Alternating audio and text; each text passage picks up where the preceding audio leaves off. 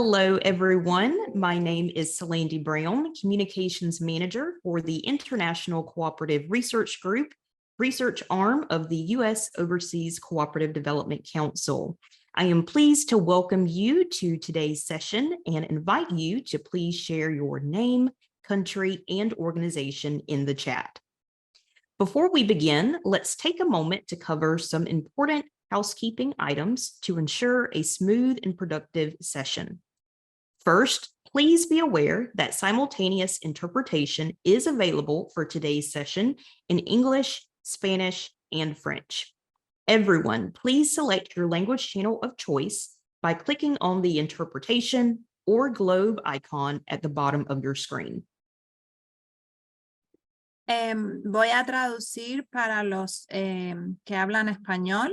Si usted habla español, por favor, escoja abajo la opción donde dice interpretación. Hay un globito como una pelotita como si fuera el mundo. Dé clic ahí y después debe dar clic en la opción español, Spanish, para que pueda escuchar la interpretación en español. Gracias. Thanks.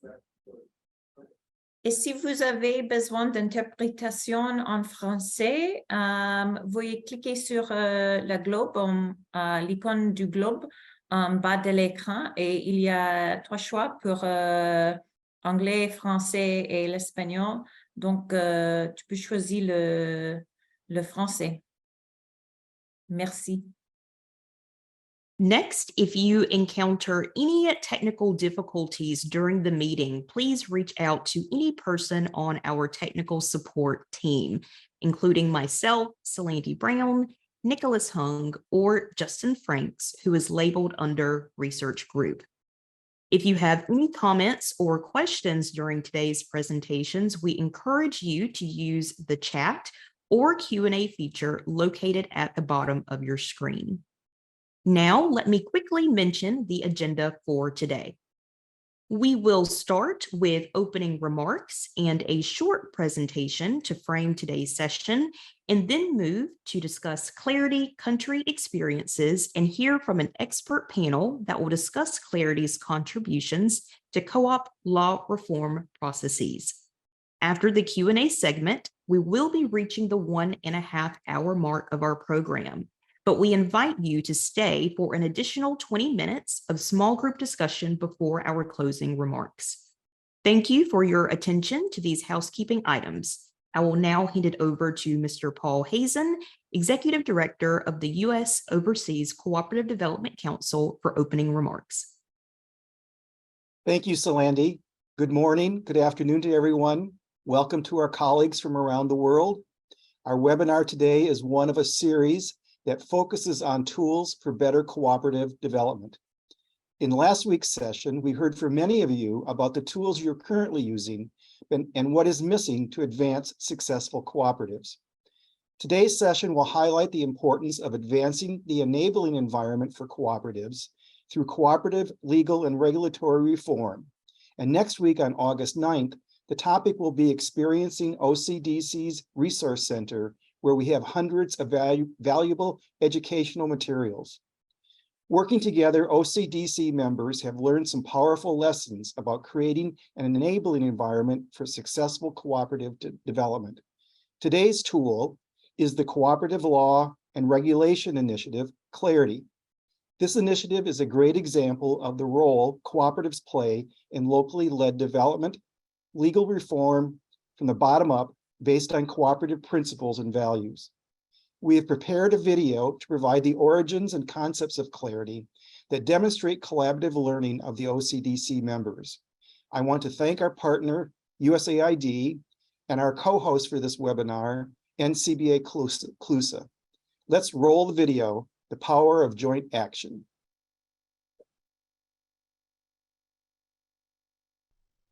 With generous USAID funding and support, practical learning and experience at the hands of OCDC members culminated in cooperative development programs around the world. Their efforts are reflected in a variety of resources made available to cooperative leaders and other key stakeholders. One of these successful joint action examples is the Cooperative Law and Regulation Initiative, or Clarity. It was developed with cooperatives and their legal operational environment in mind. As we know from experience, cooperatives benefit from a helpful regulatory environment. Reaching that goal, however, is not always that easy. Many leaders wonder, how best can we engage as practitioners, even if we're not legal experts? If reforms are needed, how can we influence that process to let our businesses grow and prosper? How can members get involved? What role do legal and cooperative principles play in helping our cooperative thrive? Clarity was first launched by members of OCDC in 2004 with the goal to develop broad guidelines and principles for potential cooperative law reform. Through observation, OCDC members realized that no matter what economic sector their cooperatives worked in, the legal and regulatory environment was an important factor that could help or hinder cooperative growth and success. The first four principles stem from the need for legislation that protects and promotes the democratic control of cooperatives by their membership. The second group of principles advocate for the equitable treatment of cooperatives. The third group of principles aims to minimize regulatory disadvantages that may hinder cooperative development. Clarity was seen as a local and cooperative-led process that could engage the entire cooperative community in a given country to inspire them to advocate for replacing outmoded legal systems that may constrain cooperative movements. From those discussions, a common thread shared was the idea that cooperatives should have the same right as any other business enterprises to democratically and autonomously manage their own affairs. By involving cooperative leaders and members, Clarity promotes a bottom-up approach to understanding local cooperative law and promotes local ownership in advocating for and driving positive change. Since its creation, Clarity has been applied and promoted in various ways by OCDC members, including in the translation of the principles of cooperative legal reform into several languages, actively promoting its application by cooperative development partners, including at international forums, and the launching of a dedicated website hosted by OCDC. Over the years, Clarity has been used by OCDC members in a variety of ways. Based on the original Clarity framework, NCBA CLUSA developed a Clarity scorecard to facilitate legal analysis and identify areas of legal reform that needed the most attention. The scorecard gathers all of the necessary information to identify existing gaps and prioritize actions. Other examples of the use of Clarity include initiating cooperative law reform projects by CHF International, now Global Communities, in the Philippines and Mongolia, by National Telecommunications Cooperative Association, NTCA, in South Africa, by World Council of Credit Unions, WOCU, in Uzbekistan, and by NCBA CLUSA in Ecuador and Guatemala. In analyzing existing cooperative law to point out areas needing reforms, by OCDC members NCBA CLUSA, the American Association of Cooperative Mutual Insurance Societies, AAC-MIS, and WOCU held a workshop in Nicaragua. And NCBA CLUSA, Health Partners, and WOCU, and their activities in Madagascar. And lastly, educating policymakers, developing advocacy strategies, and organizing education campaigns on how cooperative leaders and groups can affect political legal reform, by NRECA International and their work in Yemen and the Dominican Republic, and NCBA activities in Mozambique, Peru, and recently, also in the Dominican Republic. Working with local cooperative leaders, members, and key stakeholders, OCDC members broadened the usage of Clarity, gaining valuable lessons along the way and building a legal environment more supportive of cooperatives. More recently, with support from OCDC, NCBA CLUSA worked with legal specialists from around the world in a working group to validate, update, and enhance Clarity by adding components, sharing useful practical lessons learned, and creating a library of useful materials that complement the Clarity method. In early 2023, NCBA CLUSA successfully applied the Clarity Initiative and effected the passage of new laws supporting cooperatives in Ecuador and Madagascar. To date, Clarity has been tested through deep dive analysis and practical application. As its own methodology, it has withstood the passage of time. In no small part thanks to collaborative efforts of all OCDC members involved, clarity has been augmented and improved. It serves as a great example of the joint effort of cooperative development organizations working together to enhance their individual impact and benefit cooperative communities around the world.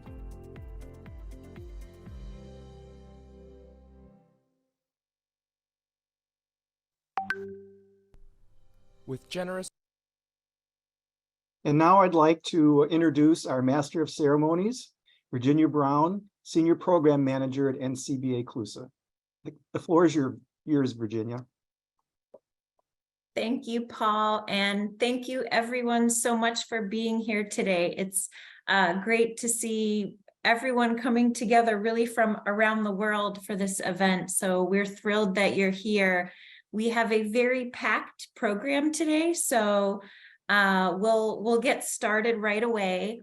I have the great pleasure and honor of introducing our framing speaker, Dr. Willie Tejude, who has worked with NCBA CLUSA on a lot of our clarity, cooperative law and regulation work in Madagascar, in Tanzania, and Kenya. He's I like to think he's a professor by day and a co-op consultant by night. He's going to provide some framing remarks to complement the great video that we just saw. And Willie, take it away. The floor is yours. Thank you very much, Virginia. Thank you so much. Hello, everyone. As Virginia mentioned, my name is Willie Tejude, and I'm a cooperative law specialist. So today I'm going to underline in my presentation the importance of sound cooperative legislation for the global cooperative community and the role of clarity, and more precisely, what is included in the Clarity Toolkit. So I will focus on 4 main points in my presentations. The first one is the critical role of legal framework in cooperative development. The second one is about the clarity definition and objectives. The third one is a brief overview of the clarity content, the process, component, and tools. And finally, what we have been doing since 2021 to improve the clarity tool and to produce the new version, the Clarity version 2.0. So, what is the role of the legal framework in cooperative development? According to the ICA, there are 5 interlinked and overlapping themes that are needed to build a strong and sustainable cooperative movement. And one of them is the legal framework, as you can see in the picture. In the same sense, according to the ILO, states should restrict the role of government to regulatory function of cooperative aimed at, among others, the first point, the establishment of a policy and legal framework based on cooperative principles. And when we look at cooperative laws in developing countries, we usually realize that they are not aligned on the cooperative principle.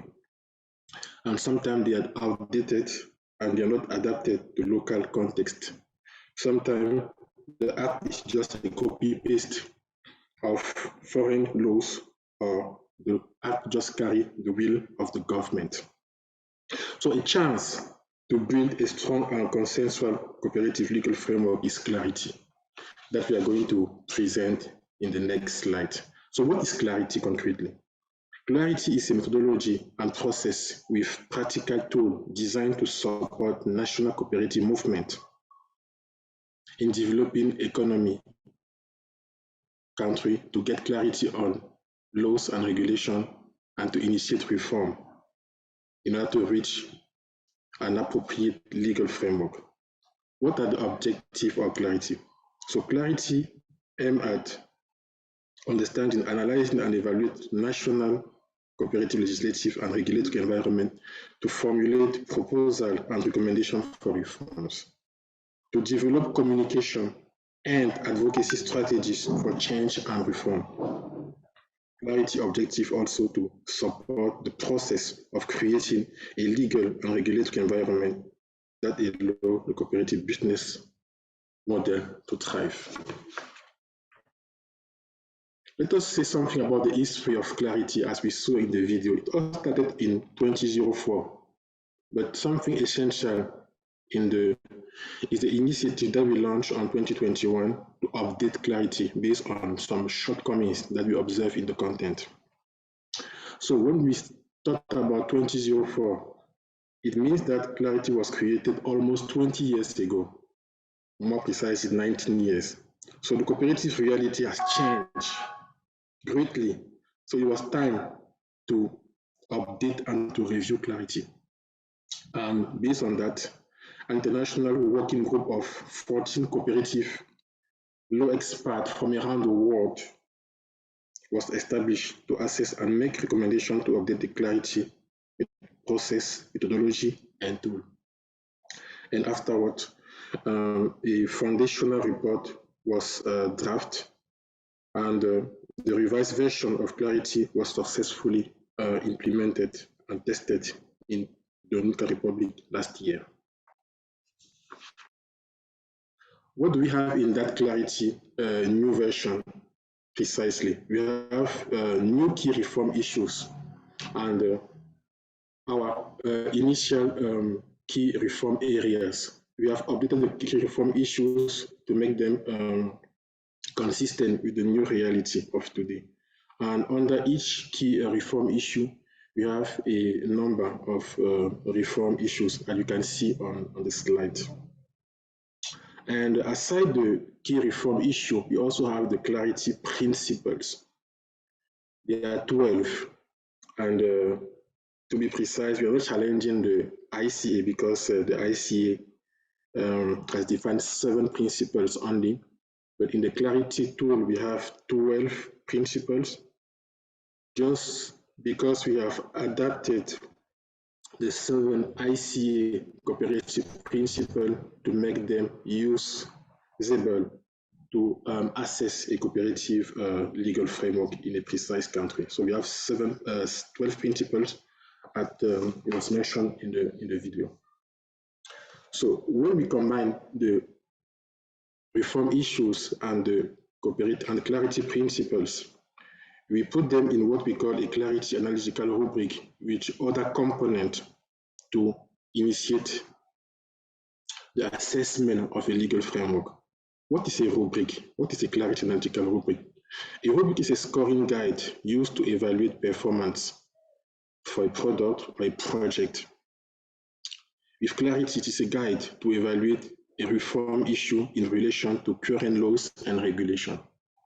The analytical rubric includes the clarity reform issues that we saw on the previous slide, the clarity principles, and before the clarity principle, we have the clarity question. The clarity question is aligned on the clarity reform issue. And clarity reform issue, as I mentioned, are problems that can derive based on the analysis of a national legal framework. So we have the clarity reform issues, the clarity analysis question, the clarity principle, the clarity recommended solution, that is the clarity position on a precise problem or reform issue, and the rationale behind the recommended solution. And finally, we have the examples, good practices and bad practices to orientate the analysis.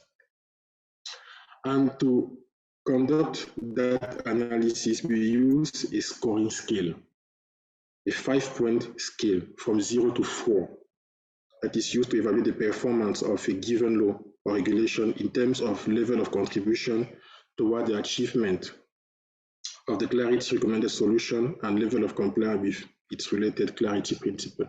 And 0 being no contribution, and 4 full contribution to the achievement of the clarity recommended solution and its full compliance with its related clarity principle. All those elements are put together in what we call a clarity scorecard. So to interpret the extensive result of the clarity analysis, there is a clarity scorecard showing key strengths and weaknesses of the law and regulation that indicate areas where reform could be a priority. So the scorecard matrix compares the scores for the 28 reform issues in the 12 issue areas at the horizontal level with the clarity principles at the vertical level. I think it's more right where you can see how we assign the scores, and it is calculated, and at the end you have a percentage that show a picture of the level of compliance of the national cooperative legal framework with the clarity principles. So after all this process, and a conference is organized with the stakeholders to discuss those results. So finally, what we can say about clarity is that clarity analysis is not a final judgment from a consultant on the cooperative law and regulation. Clarity is an informed legal opinion that serves as a starting point for a deeper discussion among cooperative leaders and other stakeholders, where they can understand, analyze, and evaluate the law to reach an input into a much larger and complex reform process with other stakeholders. So final decision belong to the cooperative leaders, belong to the cooperative movement, because they know their reality best.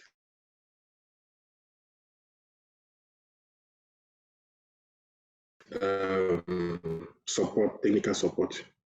So to conclude, clarity is a bottom-up approach to empower cooperative leaders and stakeholders.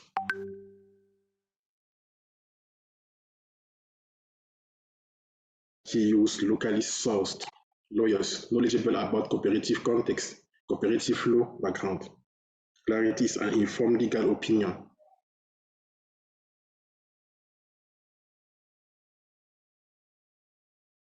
Cooperative leaders discussion. Clarity uses a relative scoring system to help identify and prioritize issues for reform. And clarity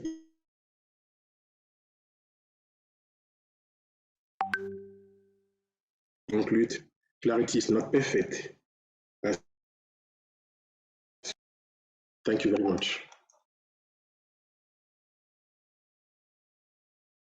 Thank you, Willie. Thank you, Willie.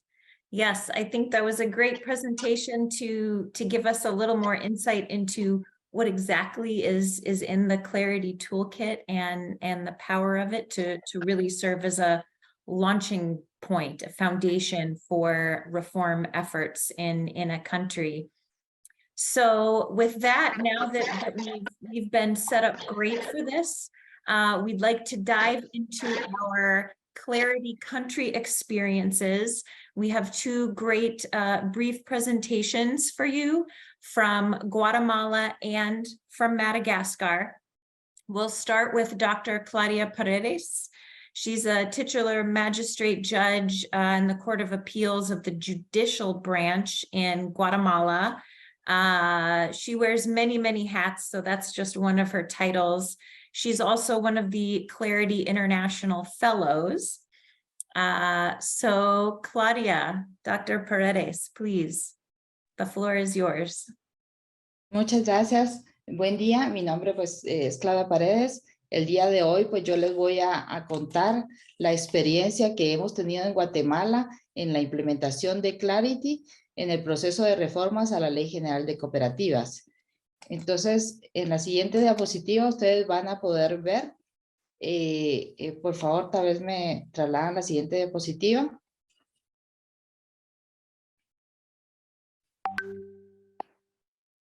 Bueno, en la siguiente diapositiva ustedes van a poder ver que en Guatemala tenemos casi 3 millones de cooperativas que representan un 17% de la población y estas integra el sector cooperativo, lo que es, vemos que son 1,273 cooperativas activas y habilitadas que representan la mitad de 2,442 cooperativas que se encuentran actualmente registradas. La Ley General de Cooperativas ha sufrido pues muy pocas reformas desde su creación. Esta data de 1978, estamos hablando de 44 años, y por supuesto su articulado no responde actualmente a las necesidades de cómo ha crecido el sector cooperativo nacional.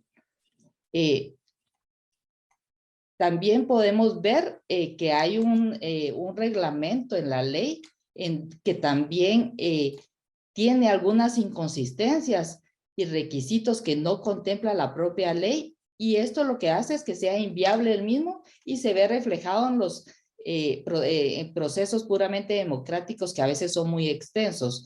Les pongo un ejemplo. Mientras que una empresa mercantil se puede registrar y formalizar en de 2 a 5 días, una asociación cooperativa muchas veces demora este procedimiento de inscripción y formalización y puede durar entre año y medio. Entonces, hay una clara aquí, diferencia. Entonces, también es bueno que ustedes se enteren que dentro del contexto contamos con la institucionalidad cooperativa por medio de INACOP, que es la institución estatal encargada del registro y fomento de las cooperativas, e INGECOP, que es la institución estatal encargada de la fiscalización de las mismas. Adicionalmente a ello, es importante hacer mención que el Estado no asigna un presupuesto adecuado para apoyar y asistir al desarrollo del movimiento cooperativo en general y a las instituciones del Estado. Vemos dentro de la diapositiva que la mayoría de cooperativas son de distintas clases, como por ejemplo las agrícolas, que representan un 35% a nivel nacional, las de ahorro y crédito, que representan un 29%, y otros servicios. Ahora bien, hablando del ciclo Clarity, vemos que la implementación del ciclo Clarity en Guatemala, ¿qué fue lo que permitió? Permitió analizar y comprender a fondo el entorno legal cooperativo de Guatemala, evaluar y llegar a consenso sobre las prioridades de reforma, y esto que lo realizaran las propias bases cooperativistas del país, desarrollar propuestas de reforma y una estrategia de incidencia con las bases, implementar campañas de incidencia y comunicación de las propuestas del sector cooperativo, Congreso y la institucionalidad pública. Y a continuación, en la siguiente diapositiva, les voy a trasladar lo que es realmente el proceso en sí. Entonces, vemos en la siguiente diapositiva el paso 1, que es la evaluación Clarity. Tal vez me hacen favor de cambiar la diapositiva.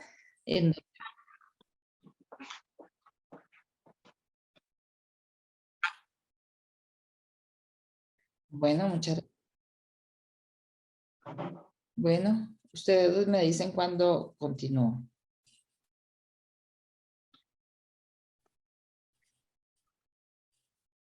There's no interpretation in English. Many of us are on the English channel and it's not working.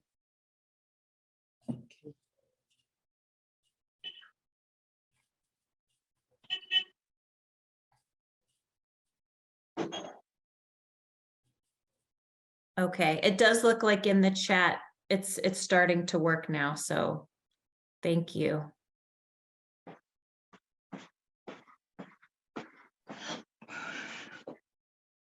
Dr. Paredes, Gracias. please, go ahead. Bueno, muchas gracias. Bueno, entonces, viendo lo que es el proceso Clarity que les mencionaba, vemos este primer paso. Y en este paso, ¿qué es lo que vamos a ver? Ustedes pueden identificar ahí que hay ciertas fortalezas y debilidades dentro de las áreas que se evaluaron, y esto pues lo que trata es se realiza este análisis para poder mejorar el desarrollo cooperativo, y viendo las fortalezas y debilidades que se presentan acá, que es necesaria una reforma que proyecte pues una coherencia con el crecimiento cooperativo para implementar políticas públicas que coadyuven al movimiento del desarrollo del mismo movimiento cooperativo. Entonces aquí es importante señalar que aquí está esa tabla que lo vieron ustedes en la diapositiva anterior, en donde es aquí, en este momento, donde el sector cooperativo independiente solicita un apoyo. Aquí lo pueden ver ustedes, En este momento el sector cooperativo independiente solicita el apoyo al programa de desarrollo cooperativo ejecutado por NCBA CLUSA y financiado por USAID, y esto lo hacen para poder generar su propia propuesta de reformas a la ley. En la siguiente diapositiva, ustedes van a poder observar que en Guatemala la ley establece 3 grados de cooperativas: las cooperativas independientes, las federaciones y las confederaciones. Y las cooperativas independientes representan un 80% del número de cooperativas habilitadas y tienen una representación dentro del seno del Consejo Directivo del INACOP. Entonces, los retos de coordinación del sector cooperativo independiente son inherentes, por supuesto, a sus propias características, pero son mayores en comparación si lo vemos con el sector federado. Entonces, mantienen una dificultad en su articulación y en su estructuración puramente sectorial, que no solo va a reducirse al acceso de procesos de consulta y discusión, sino también a las oportunidades de desarrollo de los proyectos. Háblese de proyectos, programas, estrategias o políticas públicas, ¿verdad? ¿Y esto qué hace? Que aumente la vulnerabilidad y los desafíos de desarrollo. Entonces, aquí se alcanzan acuerdos básicos del sector cooperativo independiente para la implementación de este proceso de apoyo. ¿Y qué se acuerda aquí? Se acuerda que el mismo sector, a través de su representante del Consejo Directivo del INACOP, el señor Esteban Lara, sea el que coordine y el que sea el líder en todo el proceso que se da. Y dada la variedad de los servicios de las cooperativas independientes, se realizan varios talleres de acuerdo a la clase de actividades que realizan, y las cooperativas participan en estos talleres, y esto fue un reflejo del mismo sector. Háblese acá de cooperativas pequeñas, grandes, antiguas, nuevas, con menor presupuesto, con mayor presupuesto, sean cercanas o lejanas geográficamente hablando, y se mantiene un proceso de transparencia y comunicación abierta durante todo el proceso. En la siguiente diapositiva ustedes van a ver el paso 2 y 3, que es priorizar los temas y la propuesta de reforma. Entonces aquí miran ustedes que en el proceso de construcción de propuestas de reforma se integró diversos retos, y estos cuáles fueron: temas priorizados de acuerdo a la clase de cooperativa, llámese agrícola, ahorro y crédito y otros servicios. En esta diversidad de intereses se tienen que ver las necesidades y expectativas que tenía cada clase de cooperativa. Se integra todo esto con otras propuestas del sector cooperativo, y se diseña un proceso que reconoce estos retos, integrando elementos claves que facilitan ese proceso de construcción, vigilando en todo momento la fundamentación, por supuesto, legal del producto o resultado que se tuviera, y procurando que se maximizara los impactos con una proyección sectorial ampliada. En la siguiente diapositiva ustedes ven las fases, ahí lo tienen ustedes en la siguiente diapositiva, que tiene el proceso. Este proceso tiene 4 fases subsecuentes que mantienen una hilación lógica sobre los procesos que permitieron implementarse en forma práctica a través de los talleres que les menciono, de los cuales vamos a seguir hablando en la siguiente diapositiva y en el transcurso de la exposición. Vemos en la siguiente diapositiva que está la fase 1. Tal vez me hacen favor de cambiarla. Aquí pueden ver donde se priorizan temas a reformar. Entonces, dadas las características inherentes al proceso de reforma, pues aquí fue fundamental un ejercicio de priorización con el objetivo de enfocar y hacer eficiente el proceso subsecuente de discusión-análisis. Entonces, en la fase 1 se reconoce la necesidad de limitar los artículos a reformar de acuerdo a las áreas de la clave de la metodología Clarity, así como otras áreas que el mismo sector fue agregando a esta metodología. Y para ello, pues tuvimos las 12 áreas clave del desarrollo cooperativo que ustedes tienen en pantalla y esto fue el punto de partida que se tuvo. Entonces, en el ejercicio de priorización se permitió acotar sobre temas más sensibles para los participantes, quienes con criterios clave y de acuerdo a sus propias experiencias, identificaron las áreas que representaban mayor dificultad en el desarrollo de las cooperativas y para sus asociados. Vemos en la siguiente diapositiva la fase número 2. Ustedes la van a ver en pantalla ahorita, donde está el análisis y discusión. Entonces, en esta fase, los participantes analizaron y discutieron ampliamente y abiertamente sobre cada área priorizada y sobre los nuevos temas que ellos integraron. ¿Y esto para qué se hizo? Uno, para identificar cuál era la problemática que les afectaba en los artículos de la ley vigente. Dos, para analizar cómo les afectaba o limitaba el desarrollo cooperativo. Y tres, se discutieron las alternativas de solución, porque no era solo de señalar problemas, sino que ver soluciones. Entonces aquí, ver cómo se podrían integrar esas soluciones en las reformas a la ley, ya sea modificando el artículo vigente o generando uno nuevo. En la siguiente diapositiva ustedes ven una construcción de la propuesta. Ustedes lo van a ver ahorita en pantalla. Y esta fase 3 trató sobre la construcción de la propuesta de la solución. Entonces, con los insumos que se generaron en las dos fases anteriores que les comenté, se realiza una discusión abierta para encontrar soluciones a la problemática identificada, que es construida por los mismos participantes del sector cooperativo independiente. Claro está, con el apoyo del equipo experto asignado, y se van verificando con criterios de pertinencia, viabilidad, factibilidad, articulación y fundamentación legal de las propuestas de reforma. Ustedes verán en la siguiente diapositiva la fase número 4, que es el diálogo sectorial. Entonces, aquí, ¿qué se procuró? Desarrollar un diálogo entre autoridades y el sector cooperativo nacional restante. Entonces, en el marco del proceso con autoridades se realizan varias reuniones con representantes del INACOP, del Ministerio de Economía y de los asesores de la Comisión de Cooperativas y ONGs del Congreso de la República. ¿Y cuál es el objetivo? Que se verificaran los criterios desde las perspectivas institucionales, que se coadyuvara en la fundamentación de las propuestas de reforma, que se procurara una coherencia y apoyo en todo el proceso y promover, por supuesto, la incidencia del sector cooperativo con sus instituciones rectoras y con sus autoridades. Entonces aquí se realizan la iteración de cambios y observaciones que fue consultada a los propios participantes para integrarlas al documento de propuesta de reforma.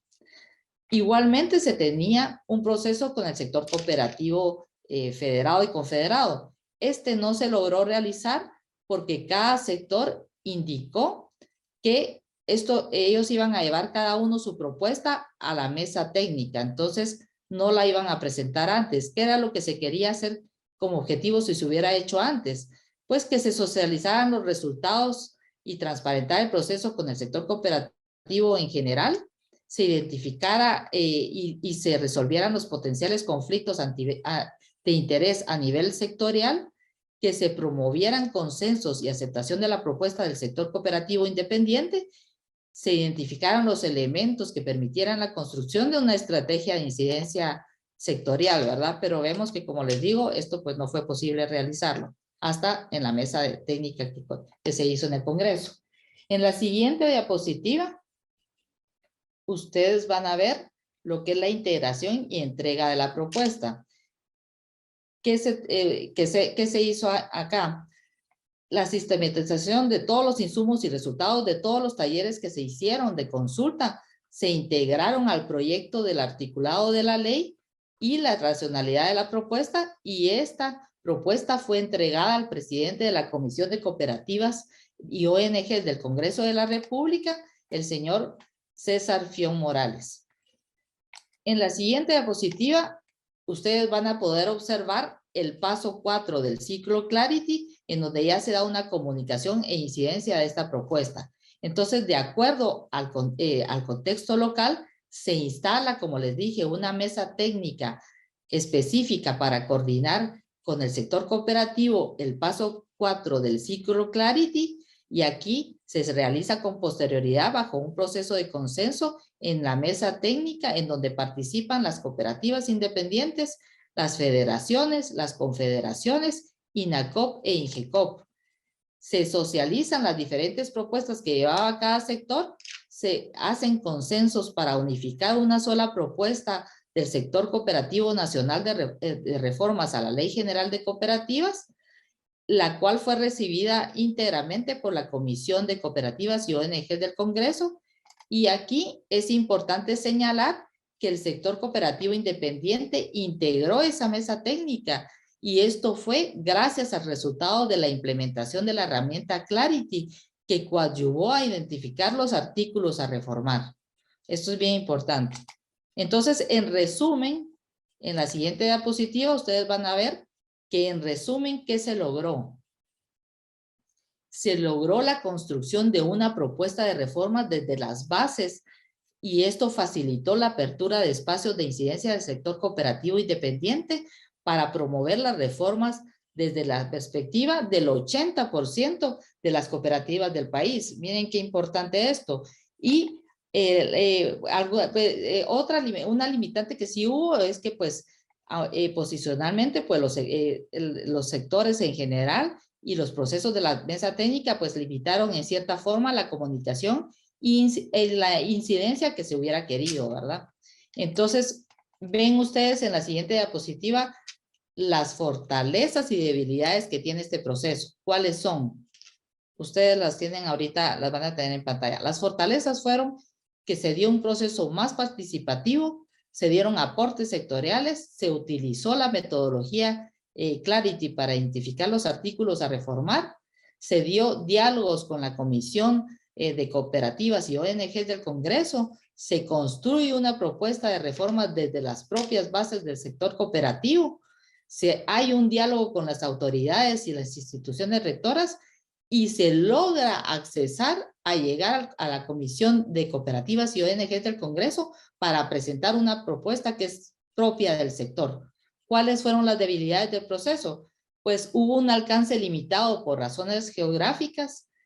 Tuvimos los tiempos de pandemia COVID-19 que afectaron el desplazamiento de los asociados para poder tener esa interacción personal. Muchas veces se hizo virtual.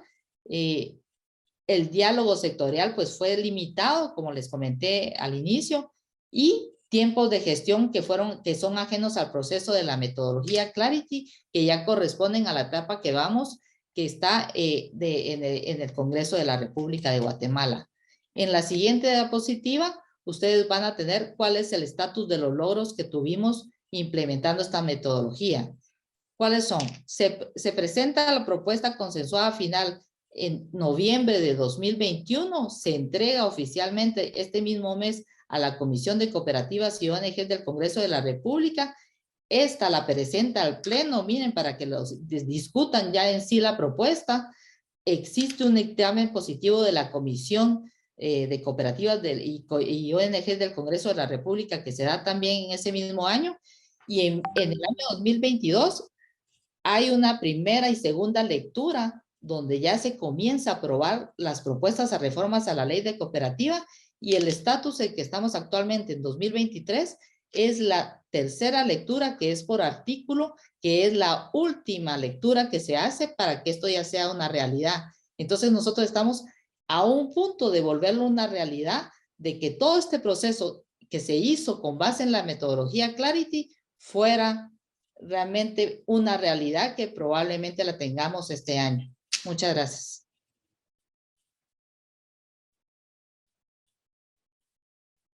Dr. Paredes, thank you very, very much.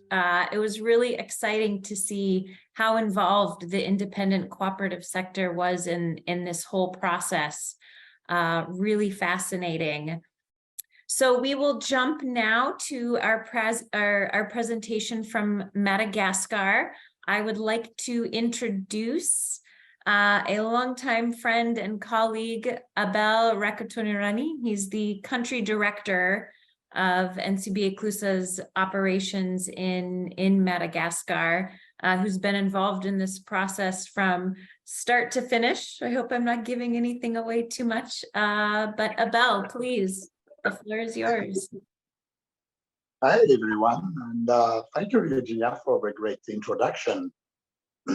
Yes, here in Madagascar, cooperatives are a sector for agriculture, but also for transportation, mainly at this point. And when we started these activities here in Madagascar, and you will see on the next slide that when we NCBA CLUSA arrived here in Madagascar in 2015, and then starting in 2017, we looked at the law on cooperative, and that was a law established in 1999, and we conducted with the Ministry of Industry and Consumption, the clarity analysis, and with the Ministry of Justice running the clarity exercise. And of course, on that time, we had to look that we saw that the actual law is more on the governance of the cooperative as a group, and not really towards the cooperative as a business. So that's really the focus of the analysis that came out. So the first forum we had in February of 2019, that gave us the opportunity to lay out the background on where to go. And it came out that for us to get a strong cooperative here in Madagascar, we should have the national strategy for cooperative development, and from there to look at what reform should we have on the law framing the work of cooperatives. So we conducted public consultation and working groups to collect ideas. As I mentioned, agricultural sectors and transportation, but also health sectors and financing, as we have a strong cooperative here in microfinancing. And that's why we worked on those sectors, really to get the sense on what's needed to improve the cooperative law here in Madagascar. And from that, on the next slide, we will see that the next steps that we worked on was really to run the analysis of the law with the clarity from our good friend Willie here that gave us the framing remarks here. And he was supported with a local lawyer and a business lawyer, but we have to understand that here in Madagascar, as I mentioned, the cooperative law was not really reinforced and not helping much cooperatives. So we had to have the support of the business law to work with Willie on that clarity assessment, and with support also from CLUSA HQ. And from there, we with the assessment, we came up with CDP partners and had the workshop with stakeholders, really to frame the need of the issue and also to draft the background for the national strategy for cooperative development. And then from there, we, with the support of all the stakeholders, we wrote the national strategy that we presented to the government. And that was accepted by the ministry and all stakeholders on that period. So next, we will see that this reform of the law of the cooperative here in Madagascar, it took a long time, but it was necessary, as starting from the clarity scorecard, and then that helped the lawyer on addressing the reform. And then we, with the help of all stakeholders from public and private sector as well, we worked on really have a comprehensive law. And as we were looking more on a reform, at the end, the proposal was really a new law on cooperative that and business aspect of cooperatives as well.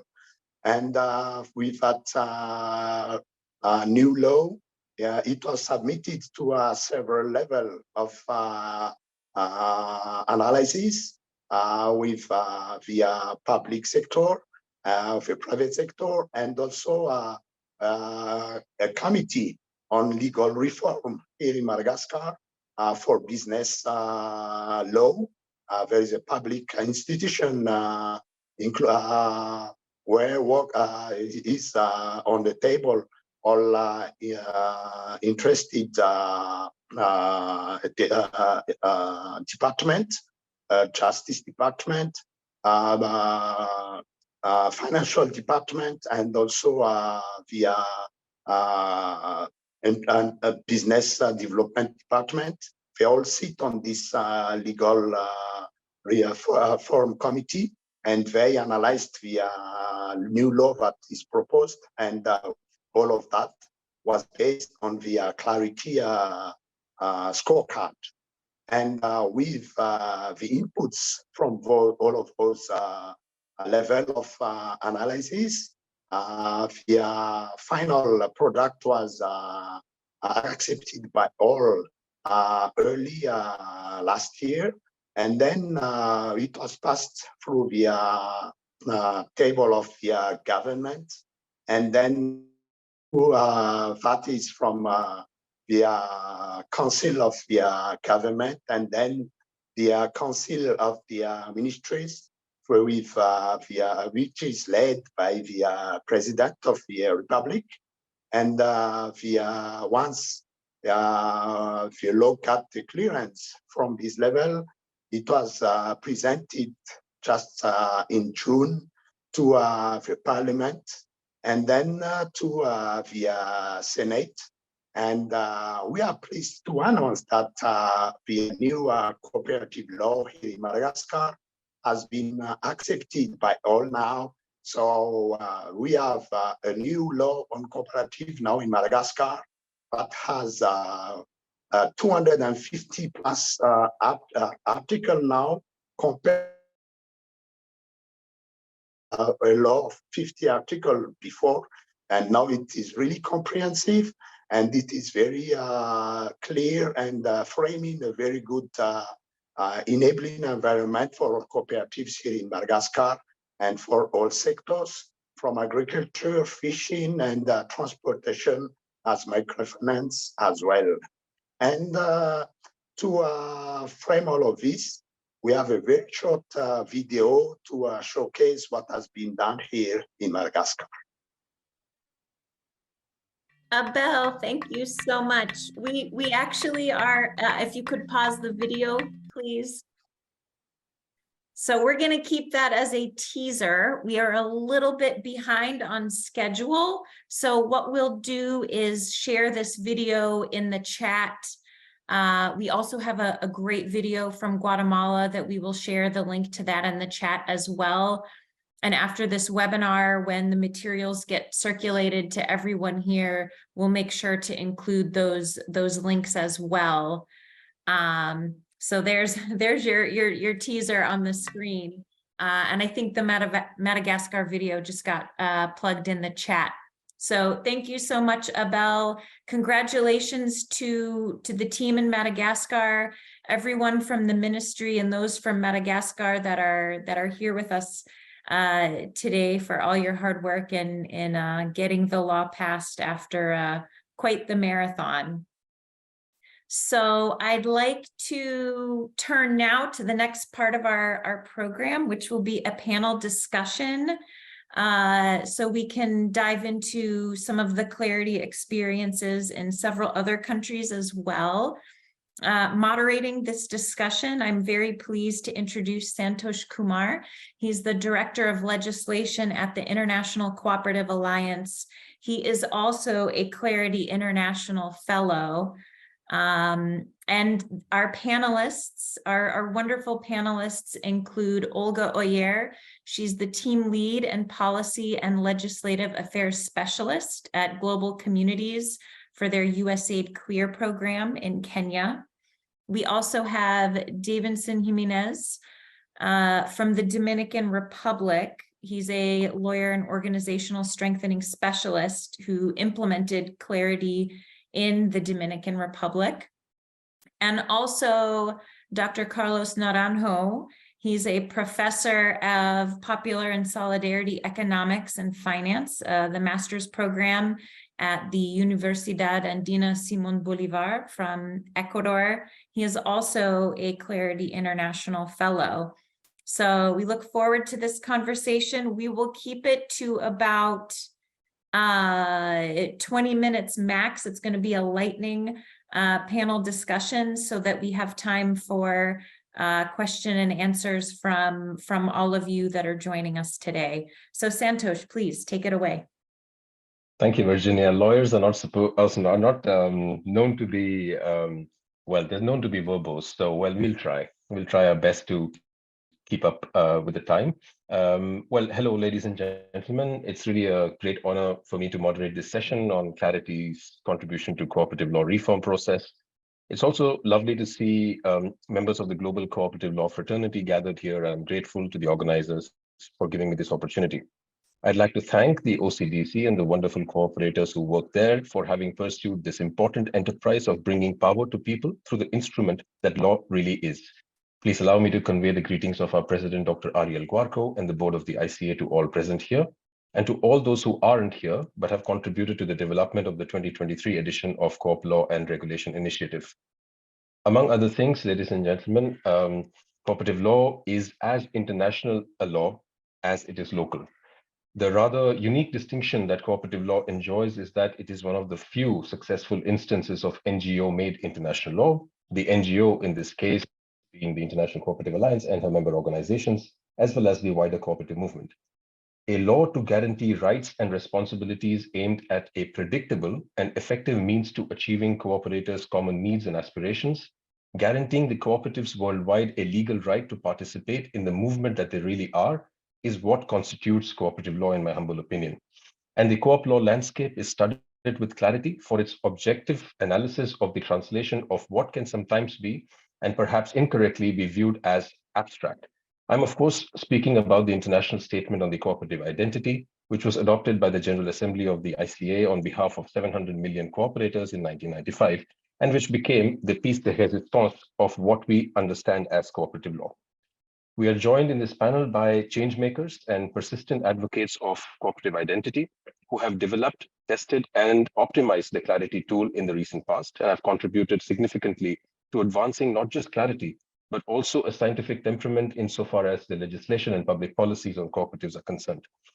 Ladies and gentlemen, we'd like to believe co-construction of cooperative law is its inalienable aspect, and the principle on education, information, and training an infallible aspect of the cooperative identity.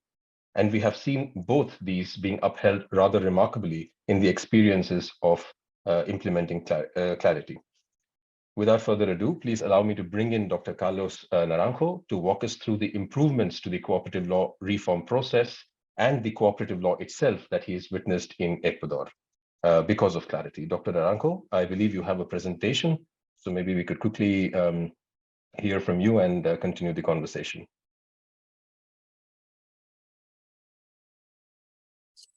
Sí, muy buenos días. Gracias.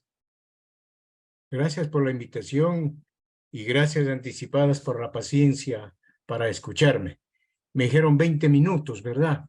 Parece que es mucho, pero en todo caso, rogaría que me indiquen cuando me falten 3 minutos, Santos, que tengas la bondad de hacerme una señal para prepararme y cortar cumpliendo con el tiempo, ¿ok?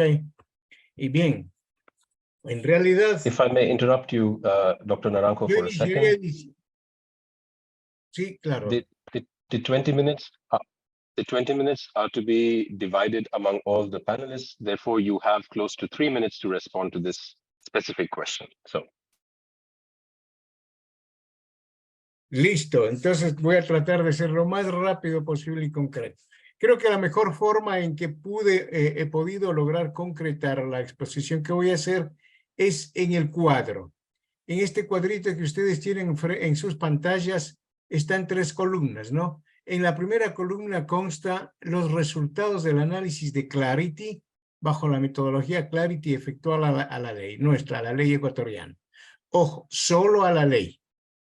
Y especialmente notarán ustedes que es el porcentaje de cumplimiento el que buscamos que incida más para ser reformado.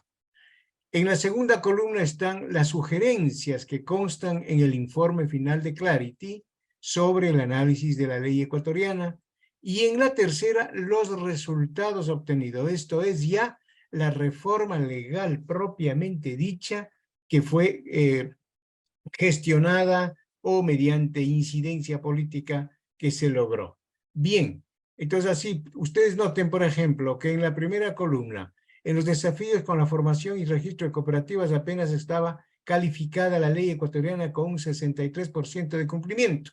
Y la sugerencia era incorporar un artículo que precise que solo se objetará los estatutos obligatorios que la superintendencia impone hasta hoy a las cooperativas, que impone estatutos obligatorios. Se logró reformar eso, agregando entre las atribuciones de la superintendencia una en la cual dice claramente absteniéndose de imponer estatutos tipo únicos o únicos y disponiendo su reforma exclusivamente sobre las disposiciones violatorias. Ustedes pueden ir leyendo claramente. Entonces, no creo que haya mayor cosa que presentar. Igualmente ocurre con, si bajamos la diapositiva, por favor.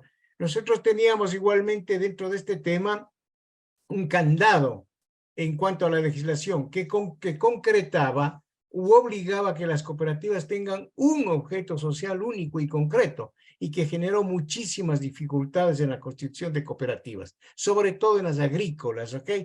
Y también fue modificado. Se logró que se permita la apertura y no solo la apertura a varios objetos sociales, sino también que se incorporen objetos sociales que antes estaban vetados para cooperativas, como por ejemplo, no se podía constituir cooperativas de salud, cooperativas de seguros, cooperativas de turismo. Hoy ya con las reformas impulsadas desde la iniciativa Clarity se ha logrado, ¿ok? Igualmente podemos ver también la cuestión de compras públicas, ¿no? También el reparto del remanente de la liquidación, que antes no estaba contemplado. Noten ustedes que son los porcentajes más bajos que tenía la calificación.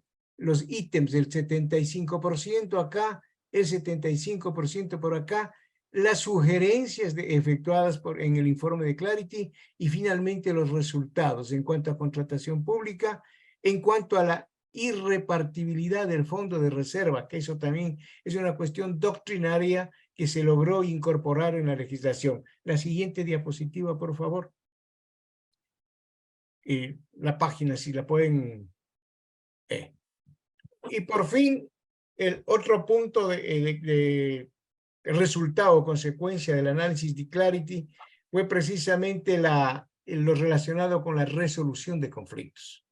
Se logró incorporar en la ley una reforma por la cual se crea una instancia específica de resolución de conflictos en las cooperativas mediante sistemas de mediación y arbitraje, adscrita, pero no dependiente de la Superintendencia de Economía Popular y Solidaria.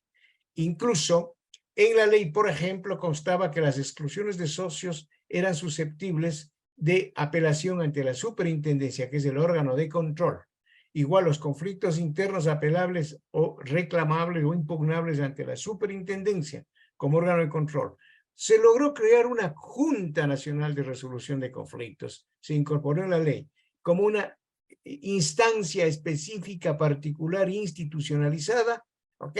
Que es la que sustituye al órgano de control en la resolución de estos conflictos. Y adicionalmente se le constituye también en órgano de segunda instancia o de apelación de las resoluciones dictadas por el órgano de control, esto es, por la superintendencia. Hasta la vigencia de las reformas, pues las resoluciones dictadas por los intendentes o directores se apelaban ante el mismo superintendente. Es decir, en el mismo marco de la institución se ejecutaban, se agotaba la instancia administrativa. Con la creación de esta Junta de Resolución de Conflictos, pues ya no son las decisiones de las CEPs apelables ante un organismo interno de la misma CEPs, sino ya tienen que apelarse, son recurribles, impugnables ante esta Junta de Resolución de Conflictos. Podría simplemente añadir, como les digo, ustedes pueden revisar los textos, están ahí. Lo que podría añadir es que finalmente que realmente la iniciativa de Clarity fue el empujón, fue la que dio el impulso definitivo para efectuar la incidencia política, porque todo se originó a raíz de la presentación de los resultados del informe de Clarity, en donde tomó la posta el MAG, el Ministerio de Agricultura y Ganadería, y bajo el liderazgo de un representante de uno de los asesores del Ministerio de Agricultura y Ganadería, representante de la ex representante de la Unión Europea, y el de Francisco Donoso de CLUSA, que manejaron o que ejercieron prácticamente liderazgo. Se logró la incidencia política y los resultados están a la vista. Les comento brevemente que incluso fue materia de veto parcial las reformas incorporadas a la ley.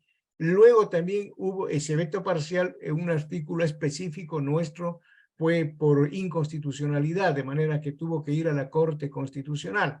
Realmente, en mi opinión, no era para tanto, pero bueno, ya pasó. Lo que nos interesaba era que las reformas se tramiten. En ese sentido, la participación, sí, debo reconocer, la participación de las bases no fue realmente ampulosa, no fue masificada ni cosa parecida, ¿no?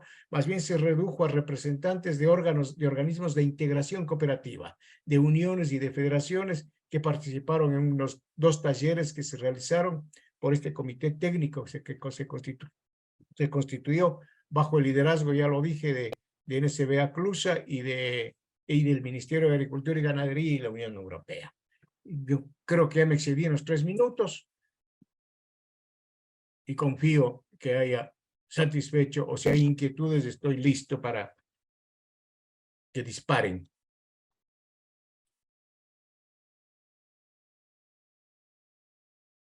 Thank you, Dr. Naranjo, and congratulations on the adoption of the new law in Ecuador. Very big news. And clearly, I mean, you evidenced how Clarity was able to identify, the Clarity analysis was able to identify the right gaps to be filled.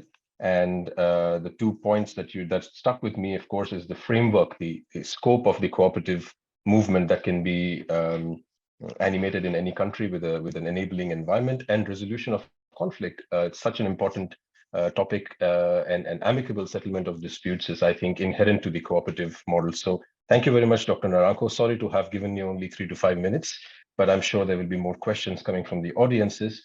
If we could now move from Ecuador to the Dominican Republic and invite Mr. Jimenez to share his experience of implementing the Clarity tool and some insights from the co-op law reform process in his country. Mr. Jimenez, the floor is yours.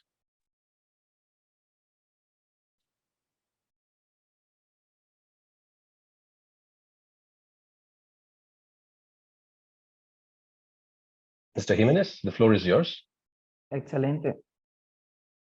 ¿Me pueden escuchar? Sí, ok. Yes, clearly. Thank you. Excelente. Quisiera partir desde el preámbulo de que por más de 2 décadas en la República Dominicana se han intentado tener un nuevo código cooperativo.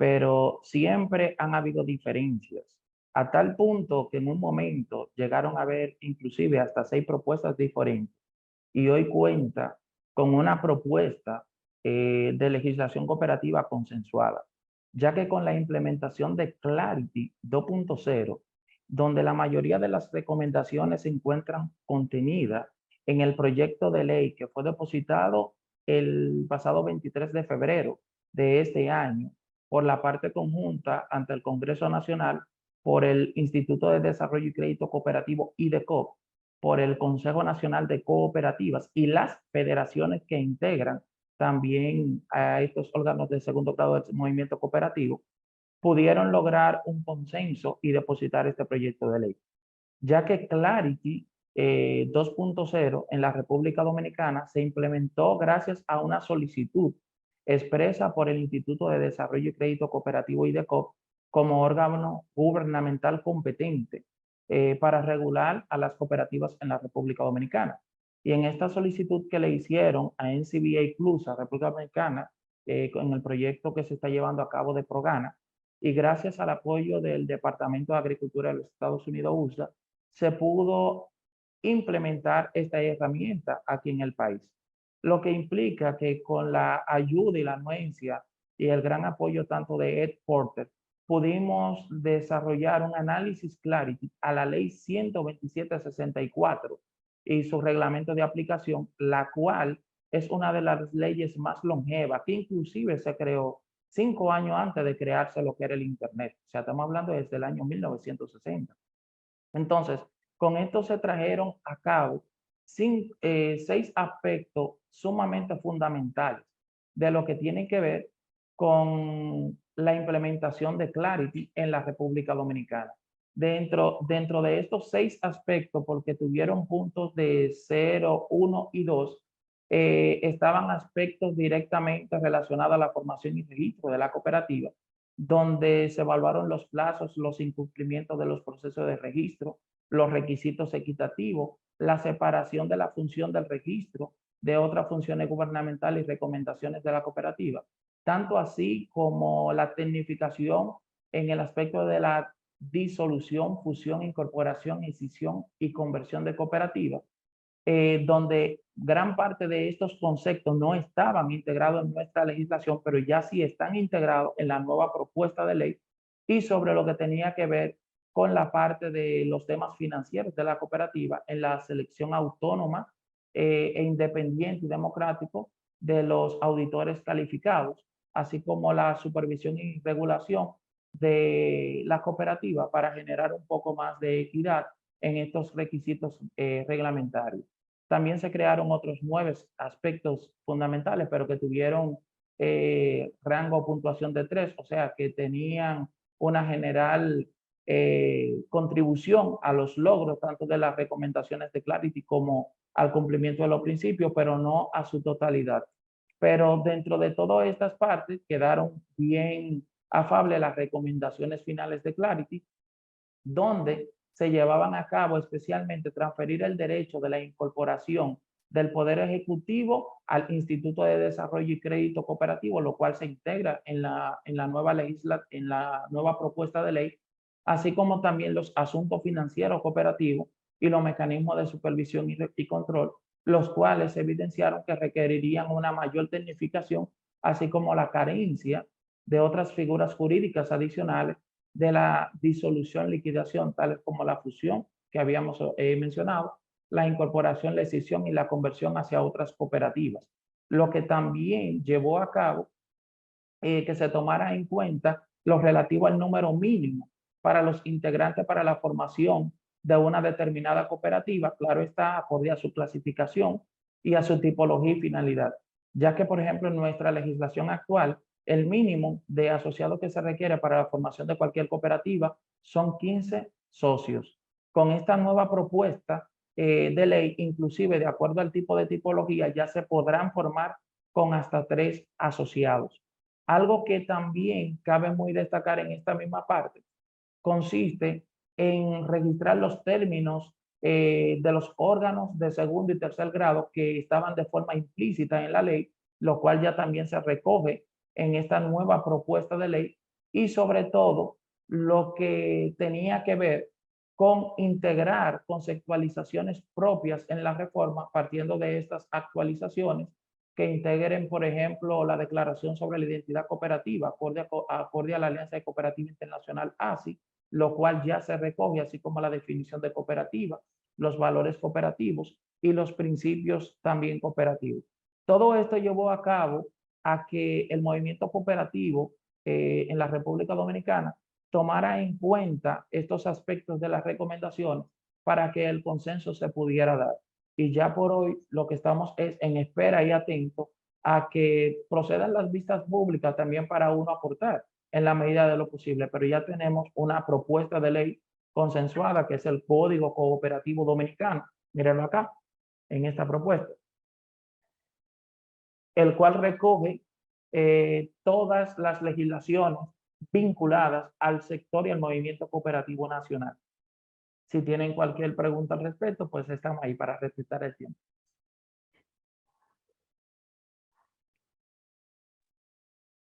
Thank you very much, Mr. Jimenez, and all the best with your proposals. Of course, legal reform is a very lengthy process normally, but I'm sure that clarity hastens that process by also identifying clear evidence for reform. What effectively we gather is that the law in Dominican Republic is being graduated from a law which is simply an organizational law to modernizing the legislation itself, to modernizing the legal framework. So we wish you all the very best in the future months to see the law being finally adopted.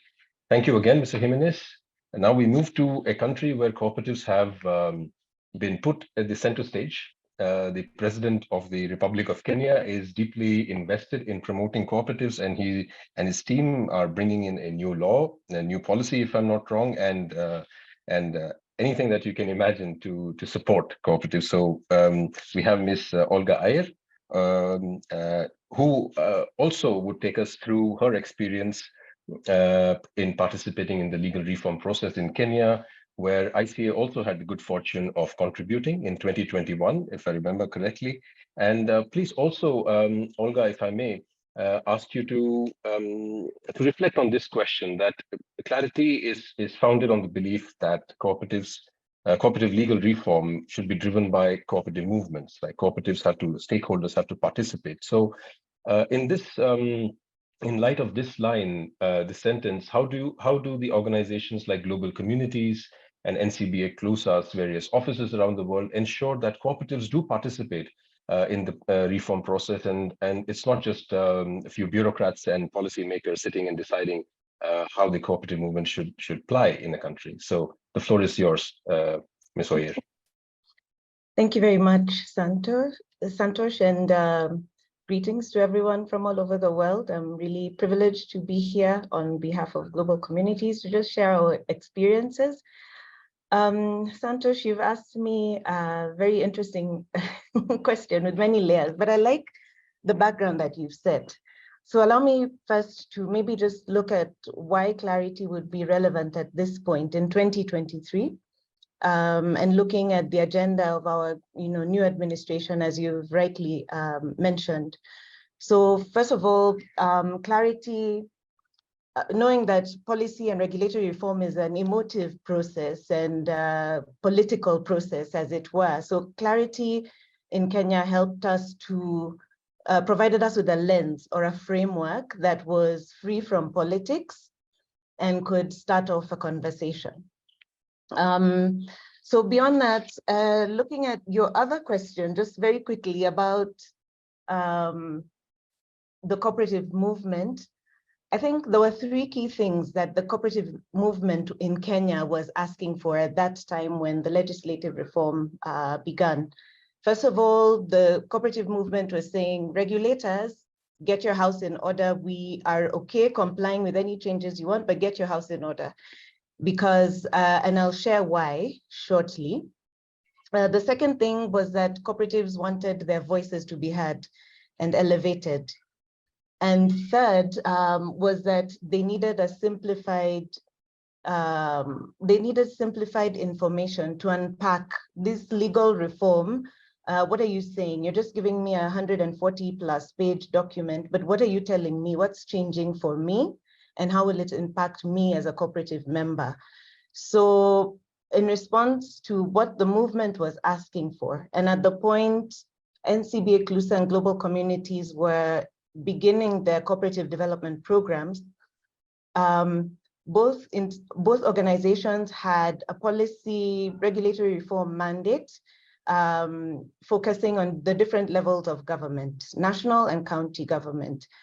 And as you see, we have 47 county governments and the national government, but cooperative, the law as it is right now, is still before our constitution reform process. So fast forward, looking now at what triggered the change and why clarity is still important, it helped to prioritize reforms, but also it created a level playing field in terms of the amount of information everyone had as we were coming to the table. But we all accept that change is not easy. And in a context like Kenya, just to give a few off the top of, our cooperatives are across all the productive sectors of our economy. We have a movement that that controls assets of over 1.5 trillion Kenya shillings, 45 million members, 14 million members in the cooperative movement and the like. So we're basically seen as a the cooperative giants within our region. And so you can imagine cooperative giants being told, you have issues, and this is your list of issues. So it wasn't an easy pill to swallow at the beginning. So we had to be strategic in our approach. And at the county government level, with devolution being a positive disruption, because cooperatives now being a devolved function would mean that the principle of subsidiarity would come into play, whereby the services would be brought closer to the cooperatives. But our county governments understood devolution to be different. I mean, we had all governors flying flags. It was a bit chaotic in the beginning, and different county governments implemented their own laws. Yeah. And so cooperatives were saying, give us a harmonized enabling environment. So in response to that, and looking at the principle of education and training, so NCBA CLUSA put on their hats and rolled out training on the Clarity tool and trying to unpack it in bite-sized information packs for the national government. And for us, we had to start from the basics, where we're now training all cooperative officers on the policy process, what it means, and how to create an enabling environment. And so once that took about 3 years, laying the ground at both levels. And note that with functions come revenue follows functions. So no one wanted to let go of the functions because they didn't want to lose revenue. So after a period where now both were ready and had been trained and equipped to have policy conversations, we then we created dialogue platforms for the cooperatives to engage at their level and to understand what their issues are, to speak with one voice. For cooperative development organizations to also put our heads together in the policy space and craft simplified messages for the cooperative movement, such as a joint briefing sheet that we did during the public participation forums to just share and say, look, this is what's changing for you. These are the enabling provisions that we support. These are the disabling ones that you can discuss during public participation. Of course, that was taken with different perspectives, but the cooperatives appreciated that because it became their like script, especially those who are far-flung and had education disparities, levels of education. So that was really useful. And the other platform that we did was intergovernmental dialogue platforms, bringing national government and county government together to speak on what the issues are. Why are we as regulators not getting this right? And then we so there were three key disruptions for Kenya. The constitution had to, bring about regulatory reform, and for the cooperative sector, this year we're celebrating 10 years of the devolved implementation of the devolved system, but the cooperative sector has been the slowest. The second trigger was the ICA statement of cooperative identity, which we now needed to include. And the third trigger was definitely the clarity tool. So there was a lot of pressure moving us in that direction. And the platforms for dialogue helped to generate those conversations. Public participation is done often at the parliamentary stage. But in our case, in trying to bring everyone together and feel heard, the public participation for the national bill was done during the drafting process at the executive level to already begin incorporating the voices of the people at an early stage. So increasing access to the members, we provided an online platform as well for the regional public participation forums, so that then we could have more people participate. And we had participation also from the diaspora cooperatives, which was a first for us. So there've been incremental achievements. And as we speak, we now have our national policy was passed by the parliament as sessional paper number 4 of 2020. And the national cooperatives bill is in cabinet for debate before it moves on to the parliament. So slow by slow incremental achievement. And then at the county government level, we supported the Council of Governors, which is like the coordinating institution for county governments, to come up with a model bill, a model policy, and model regulations, which was adopted by different government institutions and disseminated to all counties. So as global communities, we've worked with 18 counties as of today to now develop their county-specific policy and bills, and some of them got to the regulation stage. So, but others, in terms of informational forums, all 47 have gotten the information and are sensitized. So it's been slow and incremental, but we're happy to see that there's progress. And now they're speaking together, and they have a joint communique, intergovernmental joint communique on how they're moving forward. So the new government and the agenda help to now fast track the gains of all these conversations over the years. And with cooperatives now being seen as the main area through which aggregation will be done, and we're now realigning into value chains, key value chains. It's been an interesting move. We now also have a substantive ministry for cooperatives. So there's now a lot of energy and movement within the cooperative movement, and we aspire to see more changes. So in the pipeline now, there's also within the works, a cooperative transformation strategy being developed to now see how we can bring all these, especially the administrative reforms, together to roll out in a seamless way and to still achieve the new administration's agenda. So I think the key takeaway for us, and I think I'll speak collaboratively for both global communities and NCBA CLUSA on this, was that both programs were able to leverage the synergies and speak, at both levels of government. So where we have multiple organizations working within the policy space, it's important for especially development organizations to speak in one voice to help push forward.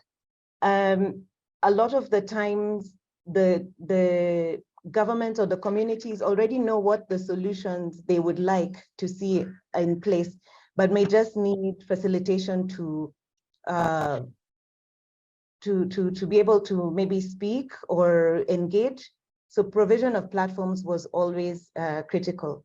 Not all recommendations of the Clarity tool were taken up due to political and cultural differences that may apply, but it did definitely inform the task force decisions. Thanks. Thank you very much, Ms. Oyer, for your comprehensive, clear narration of the story, the exciting story that's happening in Kenya at the very moment. It's exciting time to be a cooperator in Kenya, I reckon.